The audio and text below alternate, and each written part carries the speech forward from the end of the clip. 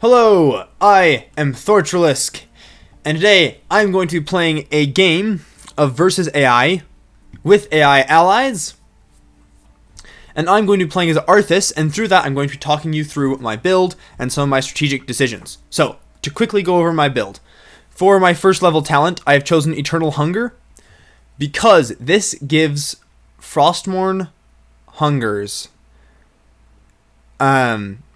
it makes it so you get a bunch of mana back. A lot of heroes struggle with mana having mana. And Arthas has an ability that drains mana very, very quickly. And so you want to be able to get a lot of mana regeneration for him. And this really helps with that. The second level one is Death Lord. Just increases the range of Death Coil, reduces its cooldown, and it just gives you benefits for Death Coil, which is an ability, if you use it on yourself, it heals you. If you use it on an enemy, it deals damage to them. Kind of nice. Alright, next I chose Immortal Coil, which makes it so Death Coil always heals you, regardless. Very nice one, just to make it so you can live better. So Arthas is a tank, and I want to play him as a totally sustainable character. Right? That you can keep him alive and keep him with full mana. You may never have to tap a fountain.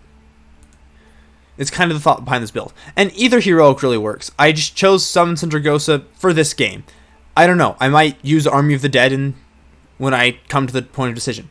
Alright, next up, I chose Frost Strike. Reduces Frostmourne Hunger's cooldown by 2 seconds. That's the big thing. Because that increases the amount of mana I can get from it. It also does a couple of other bonuses. Slows the enemy by 50% for 1.5 seconds. Very nice, but not the main reason why I got it. Main reason I got it is for those that cooldown. Alright, level 16, Frostmourne Feeds. Makes it so you get 2 basic attacks out of Frostmourne Hungers. Then the third ability is just Death's Advance. Makes it easier for me to kill enemy heroes, really. Alright, so let's look at his abilities. Should have probably done this first. First of all, we have Death Coil. Deals damage to an enemy target and can be cast on yourself to heal. Howling Blast. It shoots a little circle, roots enemies, and damages them. Frozen Tempest. This thing uses 13 mana per second. There's like no cooldown on it, but it just eats your mana really quickly. With my build, by the end of the build, you will be able to constantly have this ability up, and as long as you're also constantly using Frostmourne Hungers, you'll be able to always be doing damage. It's awesome. I'm just going to leave it here. If you want to, you can pause and read the text. I'm not going to read it all. Alright, and then Frostmourne Hungers is the main ability that makes my build work. His next attack strikes immediately, deals extra damage, and restores mana. And then both his heroics. Army of the Dead summons ghouls. And then you can sacrifice him to heal. And then Summon Sindragosa summons a dragon that blows ice in a area and freezes the battleground. And then you can and then it disables stuff. Okay, so let's get on into the game.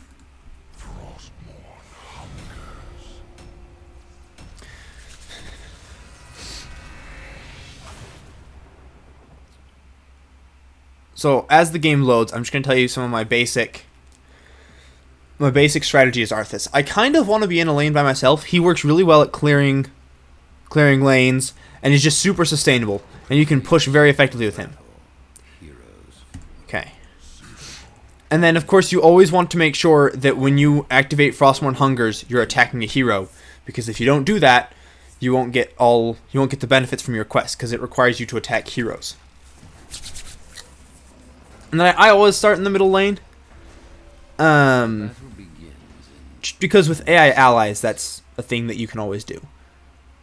And then you can go there, and if you need to go somewhere else, you can go to one of the other lanes. 3, 2, 1. If it's only a 2-lane map, I just pick whichever lane I decide to go to. I'll generally try to start out in the bushes, just so then I can get a little bit of extra vision range without the enemies being able to see me.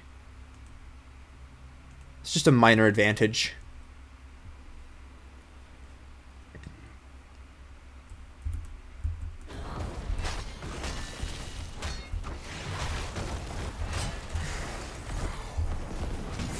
There you go.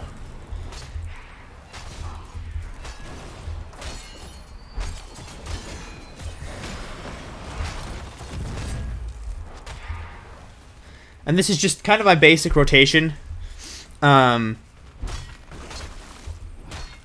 Is just attack. Try to clear the waves as much as you can. Use your E when a minion wave is right around you. And then usually you don't want to keep your E going for too long, because if you do that, you will you'll run out of mana very quickly.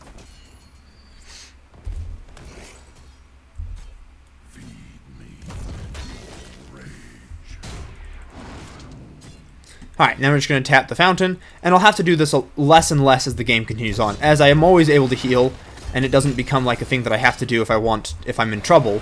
Well, not in trouble. If I'm lower on health, then I have to use it to heal, and I'd rather use it to damage an enemy. And if I can use it for both, that's the optimal choice. But I think in this case, I probably need to heal myself. So I already have 4 stacks. It's pretty solid. Considering that I can only get, what, like 10 stacks, I think? I mean, 10 stacks maximum for regeneration. For mana regeneration. But for healing, not for healing, for damage, it just stacks infinitely. Death Lord. And now if I go over there, see, my range is just way bigger.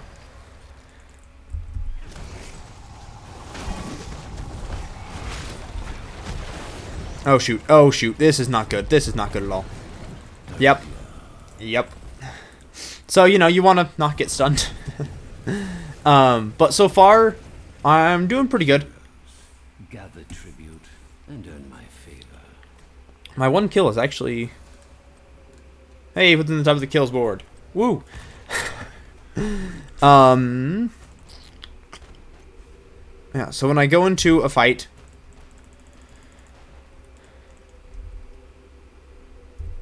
Oh, I forgot I was already on my mount. Well, I just accidentally dismounted, so it's not a good thing. Usually you want to not dismount.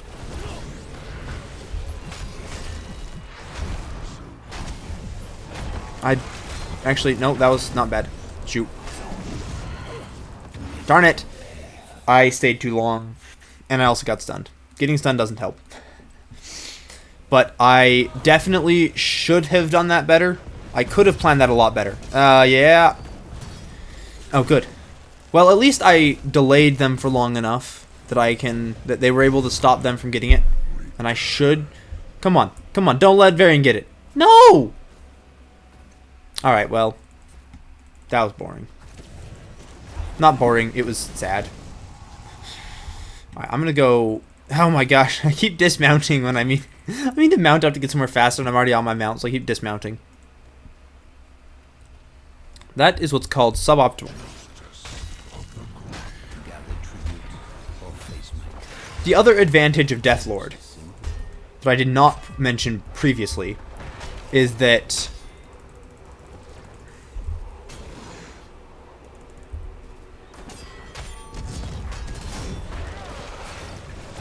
no. Oh shoot. Yeah, no. That's no good. Darn it. Man, I don't usually die this much. I'm not doing too poorly. I'm just kind of getting in situations where I can get destroyed without a chance to do anything about it. Alright, Immortal Coil. Now my build is really starting to come together, and that'll actually be such a huge help. Now that I can use it against enemies and still get healing for it, it just adds an incredible amount of versatility to my... Not versatility, of... like, value to my package.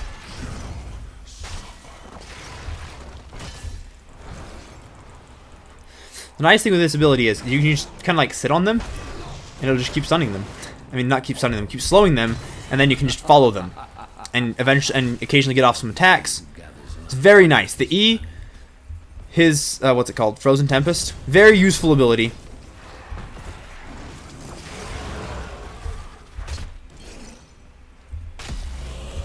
And there we go. Now I have the maximum mana regeneration from it possible. I can still get a lot more damage, and I plan to. It's very useful when I can get a bunch of extra damage.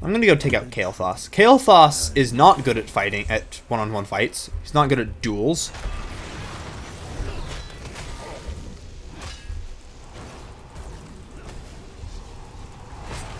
So, if I can... Just as long as I can stay on top of him, I can kill him. And the E is just... It's so useful for being able to stay on top of people. It's insanely good. Yeah. Just constant usage of that ability will never... I mean, it'll be a problem because you'll run out of mana very quickly. Not very quickly, but you'll run out of it fairly quickly. But it's just such... It's so good. Like, it is unbelievable how good it is.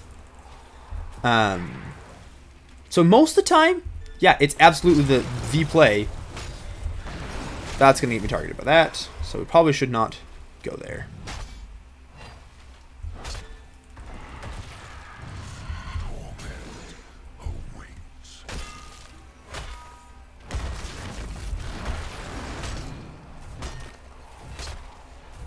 And the nicest thing about towers is they have very reliable damage. As in, you know exactly how much damage is going to be coming out of them. It means you can predict that and kind of choose how long you stay. Although, for the first several attacks, it will scale rapidly because it gives you negative armor. Alright, let's go gather tribute. To make sure our opponents will get this one. Oh shoot, they're already close to getting another curse. Okay, let's get a fight. Yes, please. Team, just stay here and don't leave. Okay? If you leave me alone... Ugh. No, you stay here. If you're playing against AI, you can ping allies and they will stay with you.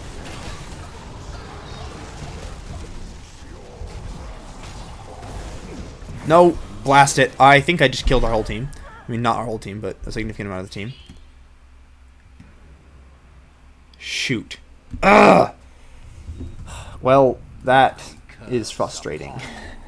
Not only did I fail, I failed drastically. Not only did I fail to bring the team with me and stop them from collecting the tribute, I also lost 2 members of our team. So, yeah. Not always the best. You know? Use at your own risk. Recognize there's a massive risk with that. Right? Whenever you choose to fight somewhere, there is a risk of you failing to win the fight. And if you lose a fight, that's just better you didn't fight at all. I should have dodged that ability last time he cast it on me. No.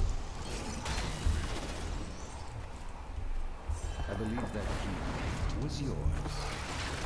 That was rather violent. The frustrating thing is sometimes it doesn't matter what you do with, right? Like, I'm working really hard in clearing stuff. I've got several kills, but I don't think I'm going to win the game because this game just is not going for us. Well, for us. Uh-oh.